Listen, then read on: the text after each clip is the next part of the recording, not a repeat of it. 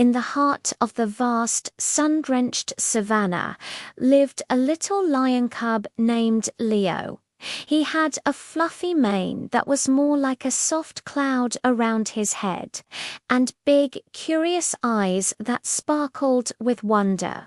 Leo loved his home, the endless grasslands, the shady acacia trees, and the cool, clear water of the river. He loved his family, his strong father, his gentle mother, and his playful sisters. But there was one thing Leo didn't love. He was afraid. Afraid of the dark shadows at sunset, afraid of the strange noises in the night, and most of all, afraid of not being brave enough, just like his father, the king of the savannah.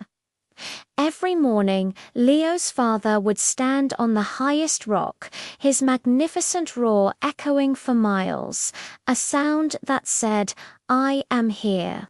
I am strong." All is well. Leo would watch from behind a bush, his little heart filled with admiration and a little bit of sadness. He would try to roar too, but all that came out was a tiny, squeaky mew, like a kitten. His sisters would giggle, and Leo's cheeks would turn pink under his fur. "You sound so cute, Leo," they'd say, but Leo didn't want to be cute. He wanted to be brave. One afternoon, as the sun began to dip low, painting the sky in shades of orange and purple, Leo's father gathered his cubs. "Tonight," he said, his voice deep and calm, "is the night of the whispering wind. It's a special night when the savannah shares its oldest secrets. It's a time to listen and a time to learn." Leo shivered.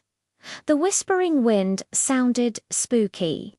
He imagined it howling through the grass and telling scary stories.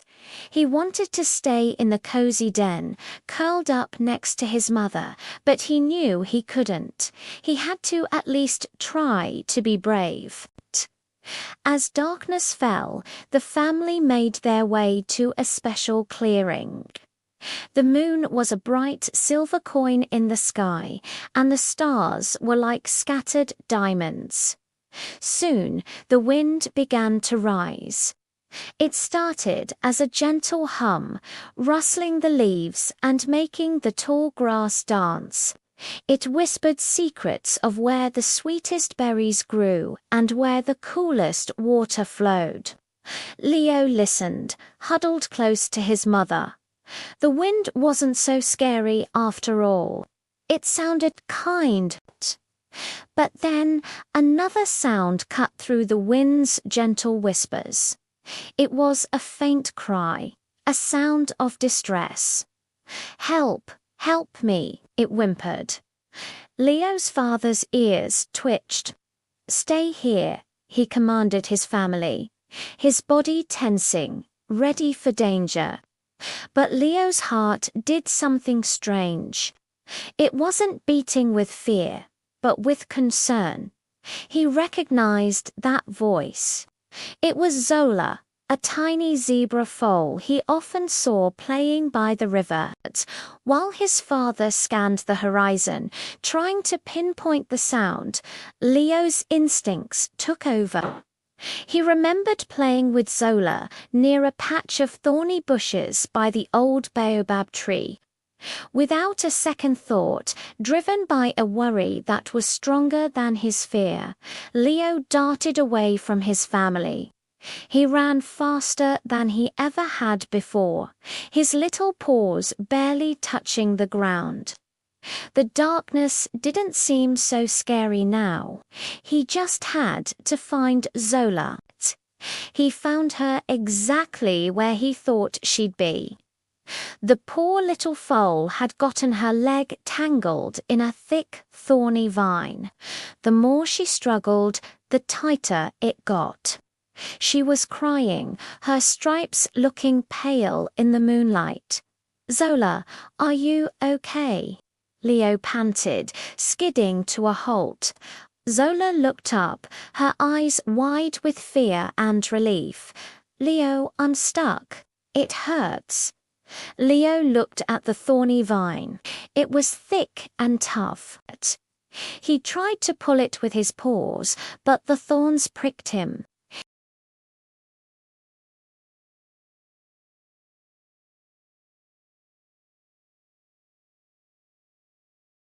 He was just a little cub. What could he do? He felt that old familiar fear creeping back in. He was too small, too weak. He wanted to run and get his father. But then he looked at Zola's terrified face. She was counting on him. He remembered his father's powerful roar, a sound that wasn't just about being strong, but about protecting others. Leo knew he couldn't roar like that, but maybe he didn't have to. He just had to be brave in his own way. He took a deep breath, filling his small lungs. He thought about his love for his family, his home, and his new friend Zola. He thought about wanting to keep them all safe. And then he let it all out. It wasn't a squeak this time. It wasn't a mew. A real roar, small but surprisingly powerful, burst from his chest. It was a roar of courage, a roar of determination, a roar that said, "I am here, and I will help." The sound shot through the night, clear and true.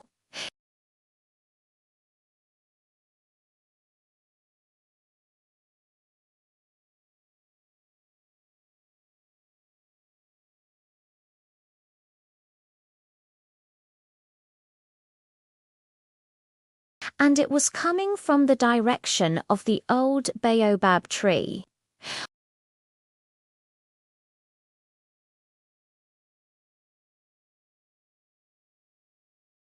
He arrived to find Leo standing guard over the trapped foal, his little body puffed up, trying to look as fierce as possible. With one powerful swipe of his massive paw, Leo's father snapped the vine, freeing Zola. The little foal nuzzled Leo gratefully. "You saved me, Leo. You were so brave," she whispered. Leo's father looked down at his son, his eyes glowing with a pride that outshone the moon. He didn't say a word. He simply lowered his great head and gently nuzzled Leo's fluffy mane. In that one gesture, Leo understood everything. Walking back to the rest of the family, Leo walked tall.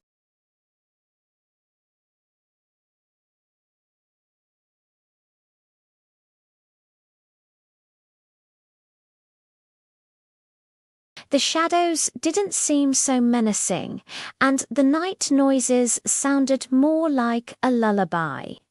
He had faced his fear not by trying to be someone else, but by being himself.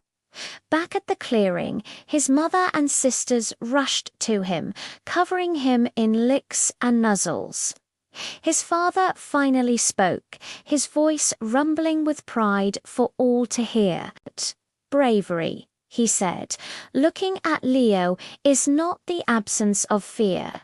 It is not about having the loudest roar or the biggest claws. True bravery is what you do in spite of your fear. It's when your heart is bigger than your worries." Tonight, Leo showed us all what it truly means to be brave. From that day on, Leo was different. He still had a fluffy mane and he still played with his sisters, but there was a new confidence in his step. He still practiced his roar every morning, and while it was still growing, it now held a note of courage that it never had before. He learned that being brave wasn't about being big and loud. It was about being kind, being helpful, and listening to the needs of others. He was Leo, the little lion with the biggest heart in the whole savannah, and that was a roar that everyone could hear. Thank you so much for watching our story today. If you enjoyed spending time with Leo, don't forget to hit that like button and subscribe for more adventures. We'd love to hear what you thought in the comments below. See you next time.